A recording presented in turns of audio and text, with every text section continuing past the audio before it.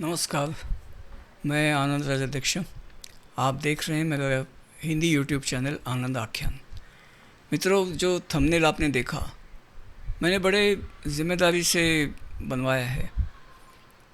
सीधी बात यह है कि नोटा जैसे है, भारत में जैसे ये कानून है, ये अगर आप नोटा दबाते हैं तो वाकई आप खुद के विरुद्ध, खुद के परिवार विरुद्ध और भविष्य में आने वाली अपनी पीढ़ियों के विरुद्ध एक गंभीर अपराध करने जा रहे हैं। आज भले वो आपको अधिकार लगता है, लेकिन आप खुद खुद का इतना बड़ा नुकसान करेंगे, आपके परिवार का भी नुकसान करेंगे और आने वाली पीढ़ियों का भी नुकसान करेंगे कि ये अपराध की श्रेणी में ही आएगा। और वैसे भी ये अपराध क्यों है, तो मैं इसकी तुलना जो है ना, वो ट्रेन में जो एक चेन लग रहती है ना, ट्रेन रोकने के लिए, कि ट्रेन रोकने के लिए चेन खींचिए, लेकिन वहाँ नीचे लिखा रहता है कि अगर पर्याप्त कारण बगैर अगर आपने ये चेन खींची तो आपको इतना इतना रुपए का जुर्माना होगा और इतने दिनों की जेल भी होगी। ठीक है, ये क्यों होगी? क्योंकि ट्रेन जनता की संपत्ति है, सरकार की संपत्ति है। आपने बगैर पर्याप्त कारण के उसको रोक कर नुकसान किया है, इसलिए आपको दंड होता है, जेल भी होती है।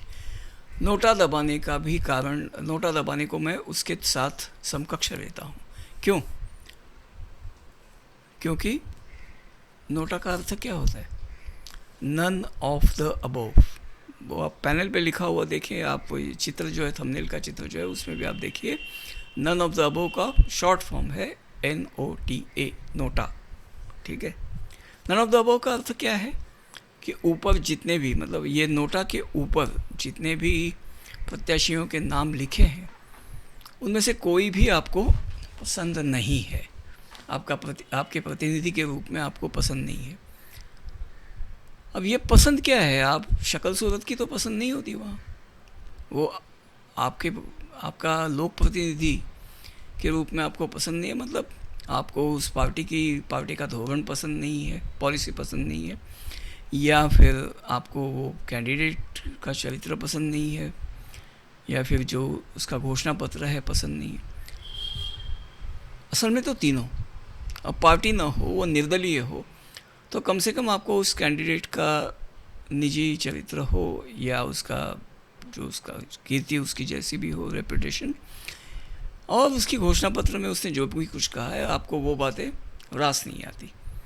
तो इसका मतलब ये है कि आपने जितने भी कैंडिडेट्स हैं, सबके पक्ष, आपको नाम, पक्ष और उनके घोषणा पत्रों में क्या उनके वादे हैं, ये सभी आपको मालूम है, आपने पढ़े हैं, और फिर आप उन्हें नापसंद कर रही है, तभी आपको नोटा दबाने का अधिकार है, वरना नहीं, याद रखिए। तो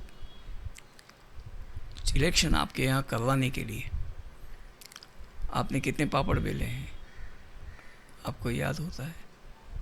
तो सॉरी, इलेक्शन आपके यहाँ करवाने के लिए सरकार ने कितने पापड़ बेले, कितना खर्चा किया? लाखों रुपए का खर्चा करके आपके यहाँ इलेक्शन करवाया जाता है। हर जगह पे वो स्टाफ आता है, मशीन से लेकर आता है, मशीन पर खर्चा होता है, मशीन को मेंटेन करने में, अप टू डेट रखने में, डेटा कलेक्शन वगैरह सब चीज़ों का लाखों का खर्चा है आपके यहाँ इलेक्शन करवाने में, और आप गैर जिम्मेदारी से उस पर नोटा दबाएंगे। इट्स एन ऑफेंस, ये गुनाह है। आपको कम से कम ये समझना चाहिए कि आप पैसा बर्बाद कर रहे हैं, तो वही बात है। ठीक, क्योंकि कर सकते हैं, इसलिए करना नहीं है, जिम्मेदारी से काम लीजिए। और आपको ये समझना चाहिए कि नोटा से क्या होगा? कुछ नहीं होगा, कुछ नहीं होगा, क्योंकि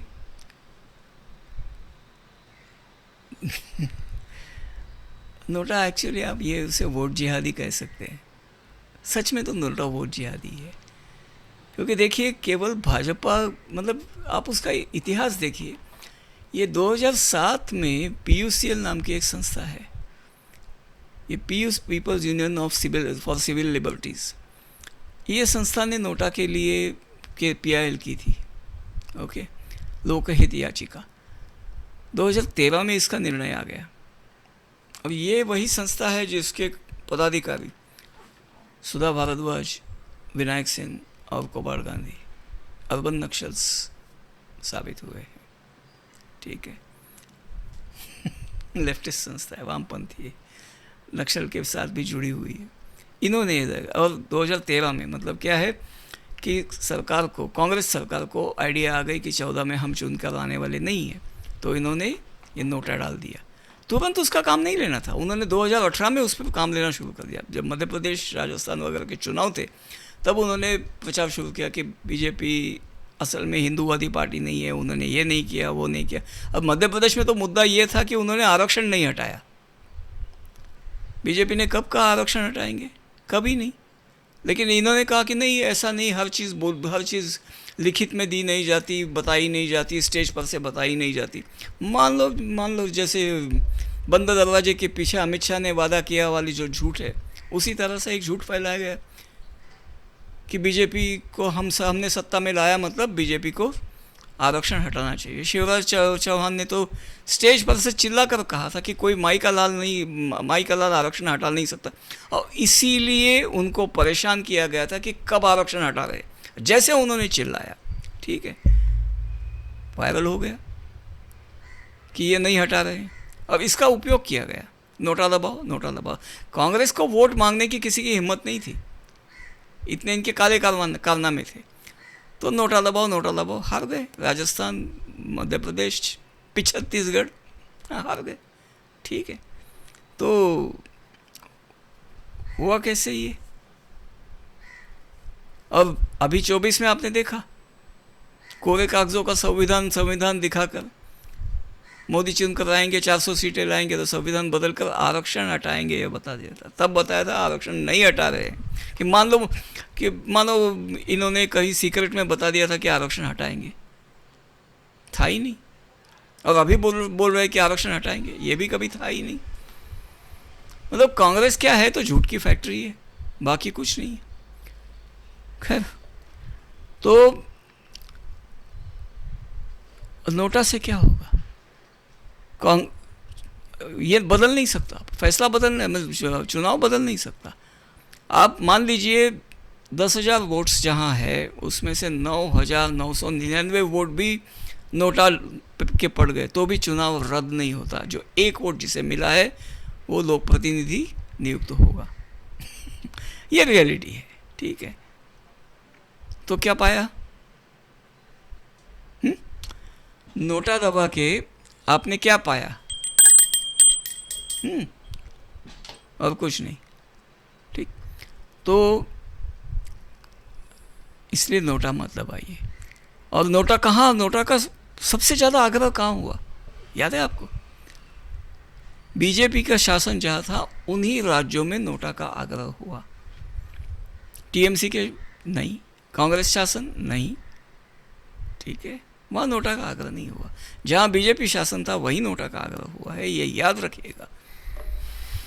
साउथ में डीएमके वगैरह कहीं नहीं हुआ, जहाँ बीजेपी शासन था वहीं नोटा दबाओ।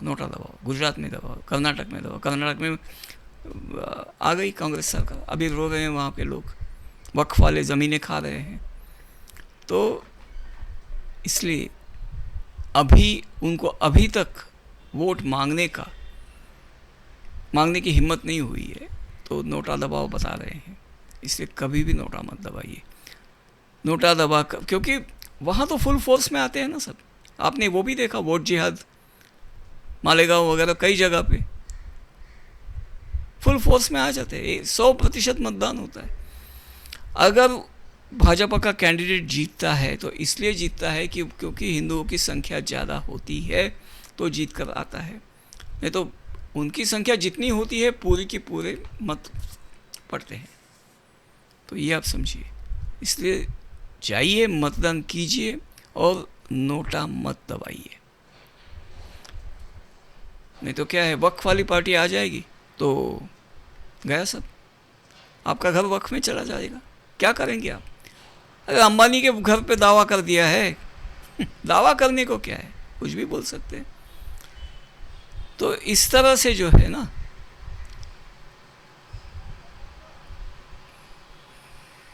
सोच लीजिए, आपके बच्चों के सर पे जो साया है घर का, उसका सवाल है। आपकी पत्नी के सर पे जो घर का साया है, उसका सवाल है। आपके सर पे जो घर है, उसका सवाल है। ठीक है, इसलिए वक्फ का विरोध अवश्य कीजिए, वो भी है, और नोटा मत दबाइए। ठीक है, बाकी क्या कहना है, कुछ नहीं, इतना ही कहना था। ठीक, चैनल को सब्सक्राइब कीजिए, चैनल पर आते रहिए, नए नए वीडियोस बनाते रहता हूँ।